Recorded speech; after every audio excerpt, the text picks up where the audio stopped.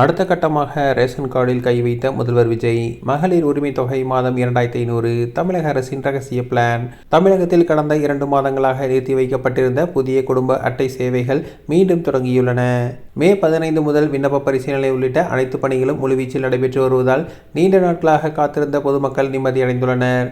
2026 சட்டமன்ற தேர்தலை முன்னிட்டு தேர்தல் நடத்தை விதிமுறைகள் அமலில் இருந்ததால் புதிய குடும்ப அட்டை விண்ணப்பங்களை ஆய்வு செய்யும் பணிகள் தற்காலிகமாக நிறுத்தப்பட்டிருந்தன. தற்போது புதிய அரசு பொறுப்பேற்கதை தொடர்ந்து நிலுவையில் இருந்த ஆயிரக்கணக்கான விண்ணப்பங்கள் மீண்டும் பரிசீலனைக்கு எடுத்துக்கொள்ளப்பட்டுள்ளது. பொது விநியோக திட்டத்தின் கீழ் செயல்படும் ரேஷன் கடைகள் தமிழக மக்களின் அன்றாட வாழ்வில் முக்கிய இடத்தை பிடித்துள்ளன. சென்னை உள்பட 38 மாவட்டங்களில் இயங்கி வரும் சுமார் 34,792 கடைகள் மூலம் அரிசி, பருப்பு, பாமாயில் உள்ளிட்ட அத்தியாவசிய பொருட்கள் குறைந்த விலையிலும் இலவசமாகவும் வழங்கப்பட்டு வருகின்றன. தற்போது தமிழகம் முழுவதும் 2,23,00,000 குடும்ப அட்டைதாரர்கள் உள்ளனர்.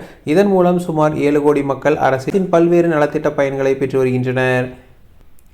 இதற்கிடையே தேர்தல் பிரச்சாரத்தின் போது முதலமைச்சர் விஜய் அறிவித்த மகளிருக்கான மாத உதவித்தொகை 2,500 ரூபாயாக உயர்த்தும் திட்டம் குறித்து எதிர்பார்ப்பும் அதிகரித்துள்ளது. நடப்பு மே மாதத்திற்கான மகளிர் உரிமை தொகை 1000 ரூபாய் ஏற்கனவே பயனாளிகளின் வங்கிக் கணக்கில் வரவு வைக்கப்பட்டுள்ளது. புதிய குடும்ப அட்டை விண்ணப்பங்கள் அனைத்தும் முழுமையாக பரிசீலிக்கப்பட்டு தகுதியானவர்கள் பட்டியல் தயாரிக்கப்பட்ட பிறகு மாதம் 2,500 ரூபாய் வழங்கும் திட்டத்திற்கான அதிகாரப்பூர்வ அறிவிப்பு வெளியாகும் என அரசு வட்டாரங்கள் தெரிவிக்கின்றன.